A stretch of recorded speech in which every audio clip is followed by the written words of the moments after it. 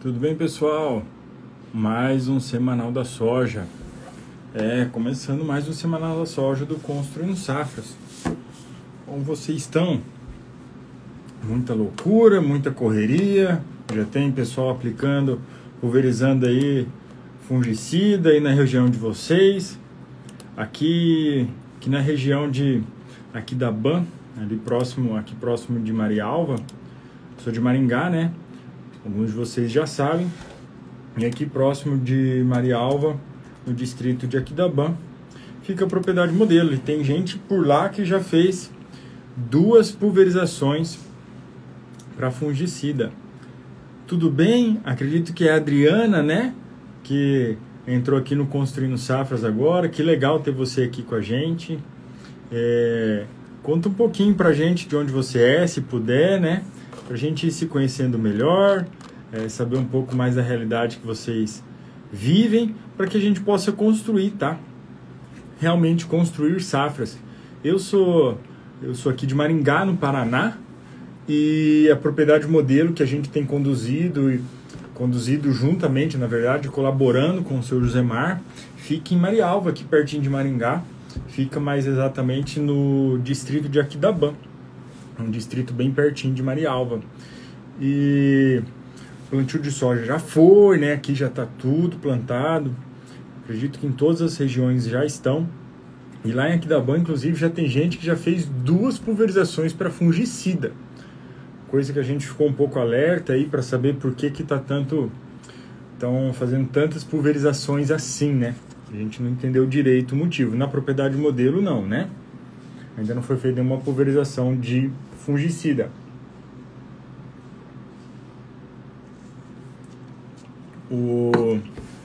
E hoje a gente fez, eu novamente, juntamente com o Fernando Patro, a gente fez mais uma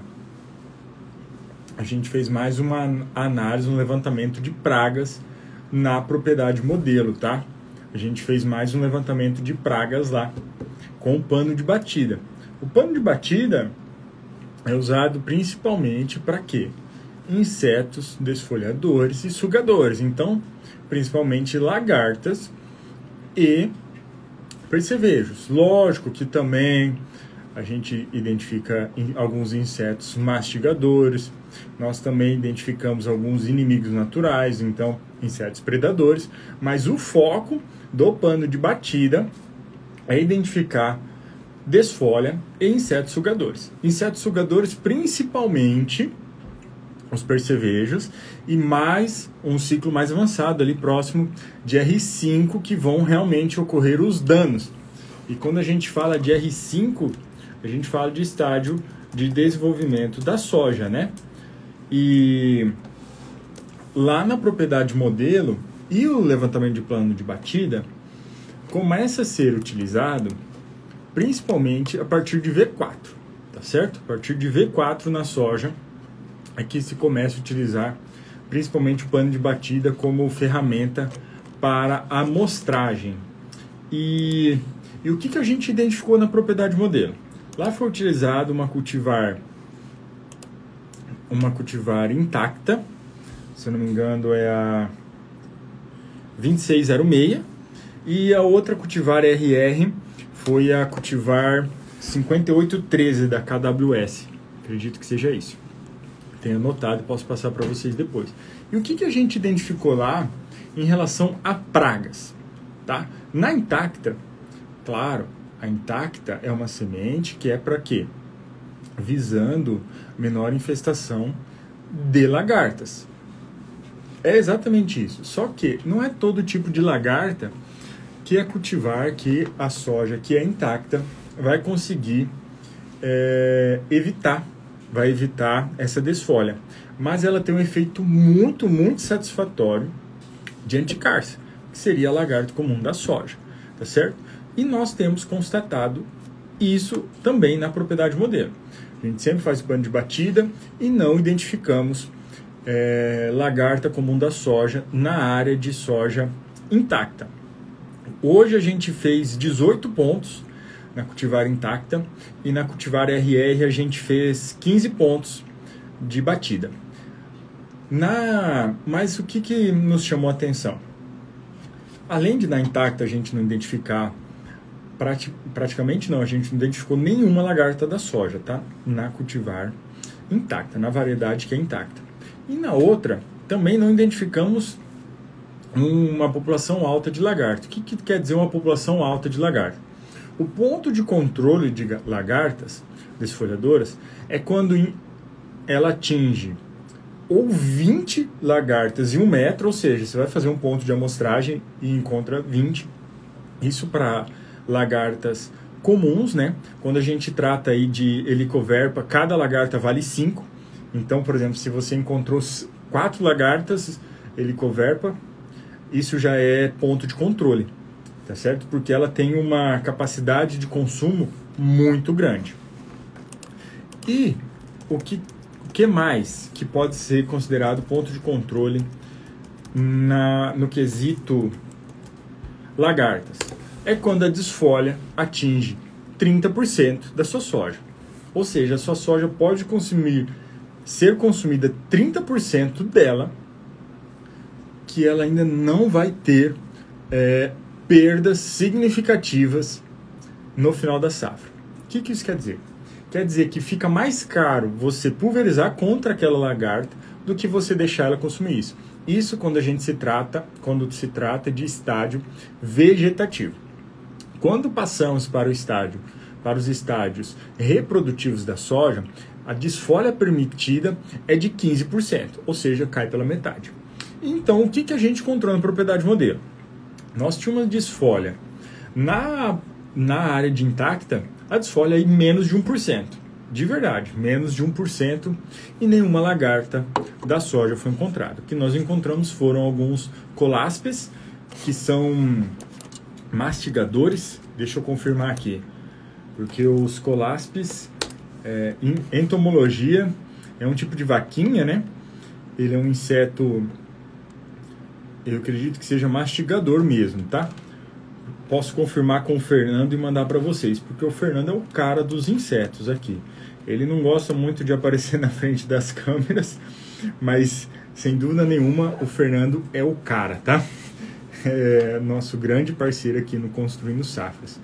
E esses coláspes, aí como que então identifica um ponto de controle de coláspes? É só, ele entra ali na desfolha. Então quando a gente tem uma desfolha, esse inseto ele contribui para essa desfolha. Como a nossa desfolha está menor até do que 1%, não há necessidade de pulverização. Beleza. E na área que não é intacta?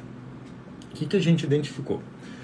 Nos pontos, o ponto que mais tinha lagarta, nós identificamos 3 lagartas grandes, ou seja, lagartas com mais de 1,5 cm, e 2 lagartas pequenas, que são menores que 1,5 cm. Isso a gente fez hoje de manhã, tá? A gente foi... a propriedade modelo é aqui pertinho daqui do estúdio do Construindo Safras. A gente foi lá, fez o plano de batida e agora eu tô aqui, só tomei um banho e tô aqui contando para vocês do que a gente encontrou lá. Então, não há ponto de controle de lagartas. Mas, o que a gente identificou na propriedade modelo? A gente identificou alguns percevejos adultos, tá? E já identificamos também uma ninfa. Em um dos planos de batida, a gente identificou uma ninfa. Agora, o percevejo gera dano na soja? Não. O percevejo só vai gerar dano na soja a partir ali próximo de R5. Então, nesse momento, não há necessidade de pulverizar contra percevejos. Tá certo? Só que eles já estão na área. O que isso pode gerar? Pode gerar o quê? O aumento da população e num momento futuro, gerar o controle, gerar uma população maior que seja necessário o controle. Então você já tem que aplicar preventivo e não sei o quê? Não, porque o monitoramento de pragas tem que ser constante. E quando você identificar que o número está próximo de um momento de controle, por exemplo, você identificou, tem 12 lagartas por metro, você já vai pulverizar? Olha, você tem um espaço aí para esperar até 20, a gente está praticamente na metade.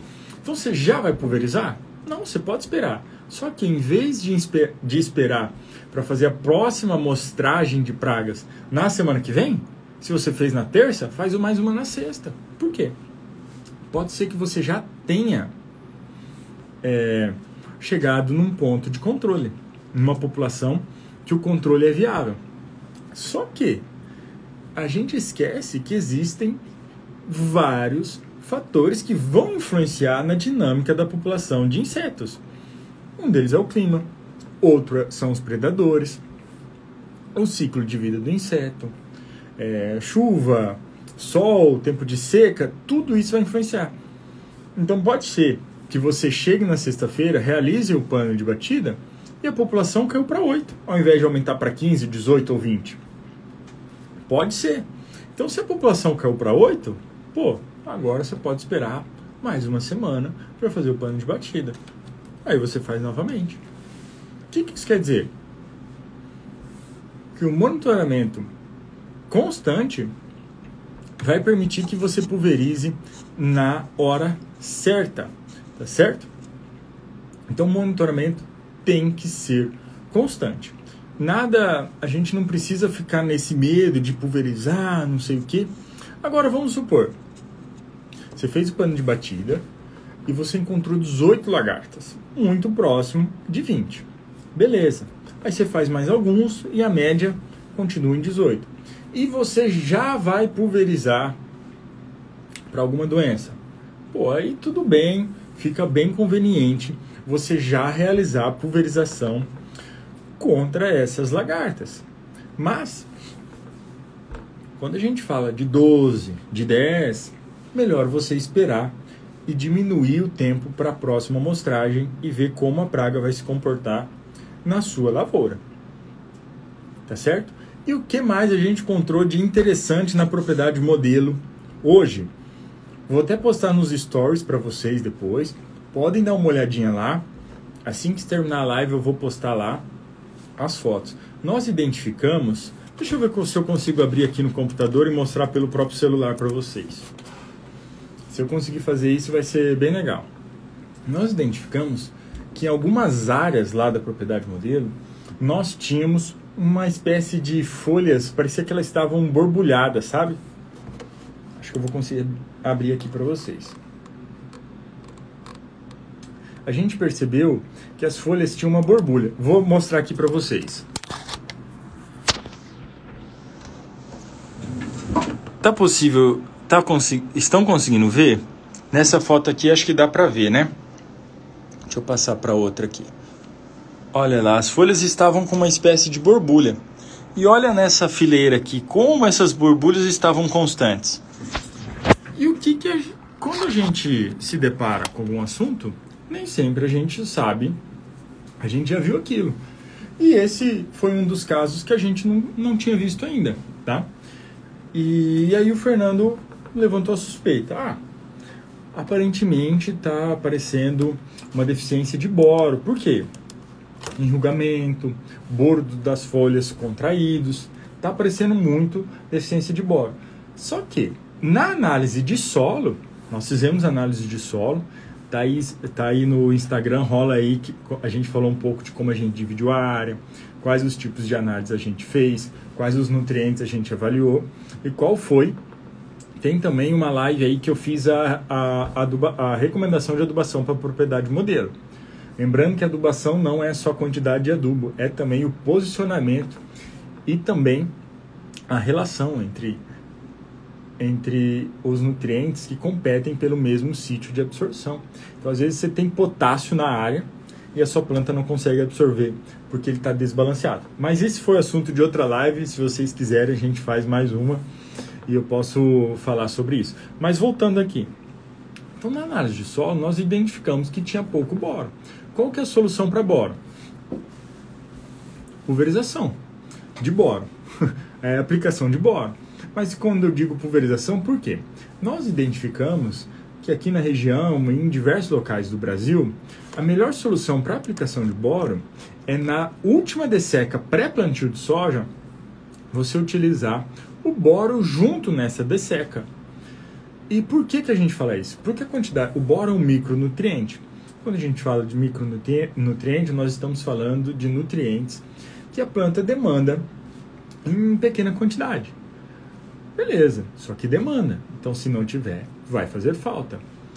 Então, quando demanda em pequena quantidade, é difícil você fazer uma distribuição uniforme. Pensa assim, como que você pega 2 quilos de algo e você distribui em 10 mil metros quadrados de maneira uniforme? É muito difícil, porque é uma quantidade muito pequena para uma área muito grande. Então, a solução mais que a gente encontrou aqui para a região foi utilizar um produto à base de boro, que supra a necessidade de boro da soja, e ele é utilizado junto na última desseca pré-plantio da soja. Por quê? Quando dilui na cauda, olha ali, vai ser muito melhor, vai ser muito mais uniforme a distribuição desse boro. Então nós vamos ter aí uma planta suprida de boro. Então a gente pensou, pô, não deve ser boro. Por quê? O seu Josemar fez a aplicação de boro, ele comprou o produto, nos mandou foto, nos mostrou que ia fazer a pulverização. Então a gente falou assim, provavelmente não é boro. Então vamos conversar com outros colegas que já se depararam com isso. Mandamos foto para outro colega engenheiro agrônomo e ele falou que estava numa propriedade, tinha acabado de sair de uma propriedade que estava muito parecida, e ele nos mandou uma foto de lá e realmente estava muito parecida. E ele falou que já tem observado isso há alguns anos e que levantaram algumas hipóteses. Inclusive, eles vão fazer análise da folha para ver se tem falta de algum nutriente. Mas ele falou que a Embrapa levantou algumas hipóteses sobre isso também. E a Embrapa vem defendendo que o que causa isso é a diferença térmica do dia para a noite. Quando o dia é muito quente e a noite é muito fria, tem gerado isso. Qual a solução? Até o momento, a solução que os colegas agrônomos têm indicado é utilizar cultivares diferentes em locais que geraram isso, tá? Porque não tem nenhum produto, eles fizeram alguns testes e não identificaram deficiência nem toxicidade de manganês, nem o que eles identificaram, também não identificaram deficiência, ou melhor, o que eles testaram, também não identificaram deficiência de boro nos locais que eles testaram. Então, eles têm recomendado a utilização de outra cultivar para a área. Mas, até aí tudo bem. Mas a gente não tinha conversado com o seu Josemar hoje ainda. A gente fez lá o plano de batida, e a hora que a gente estava vindo embora, ele falou que nessas áreas que a gente comentou sobre esse sintoma, e a gente perguntou o que ele tinha feito, se ele tinha percebido também, se ele também tinha percebido esses sintomas na área. Ele falou que sim, e que coincidiu com as áreas que ele não aplicou boro. E ele não havia nos falado, mas pelo que eu entendi, ele comprou um pouquinho a menos e faltou em algumas faixas ali de aplicação, e ele não aplicou boro. E coincidiu muito com a área que houve maior incidência desse sintoma. É a deficiência de boro? Não temos certeza, porque não fizemos análise da folha, mas há uma suspeita devido ao sintoma e coincidentemente com o que o seu Josemar relatou para a gente, que não fez a pulverização nesse local. Então a gente espera aí, vamos ver as próximas análises do pessoal, se realmente pode ser a falta de boro ou não. E outro detalhe foi que após o plantio teve uma seca, né? Aqui após o plantio teve uma seca. Então esse boro, mesmo que aplicado em algumas áreas, ele pode não ter ficado facilmente disponível para a planta e a planta não ter conseguido absorver e ter gerado esses sintomas. Agora, bater o martelo, nesse momento a gente não pode. A gente precisa das análises de folha, que eu vou compartilhar com vocês assim que a gente tiver acesso a elas. Tá certo? Então, pessoal, muito obrigado por todo mundo que está nos acompanhando aí, ao vivo, e também você que está assistindo essa live gravada. Hoje eu falei um pouquinho do que a gente encontrou na propriedade modelo, falei de como foi o levantamento de pragas. Inclusive, se vocês quiserem fazer o plano de batida, nós que fizemos nosso plano de batida, a gente ia comprar pela internet, e estava R$70, pessoal. Ah, não é caro, beleza, dá para comprar, mas a gente falou assim, vamos fazer? Por quê? E se alguém quiser fazer e não quiser comprar, a gente sabe como ensinar. E aí a gente fez com um tecido Oxford, tá? Utilizamos até um cabo bem... Pode ser até cabo de vassoura, tá? A gente utilizou um cabinho de madeira, de 1,5 m por 1 metro. E mandamos fazer a costura, pedimos para a costureira fazer. Ela fez toda a barra em volta do pano, para não desfiar, claro. E deixou um espacinho que cabe o cabo de madeira, o cabo de vassoura ali certinho. Então você pode tirar, colocar para lavar e depois repor facilmente. E além disso, como que você faz o pano de batida? É muito simples, tá? Você vai escolher alguns pontos de forma a representar muito bem a sua área, ou seja, tem que ser distribuídos uniformemente. E até 100 hectares, a recomendação é que você faça 10 pontos. A gente fez mais numa área menor, mas por quê?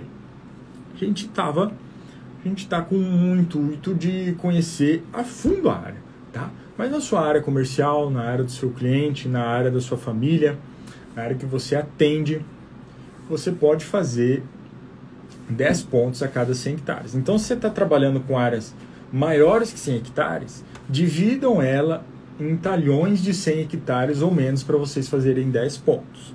Tá certo? Nós fizemos 18 pontos em uma área e 15 pontos em outra.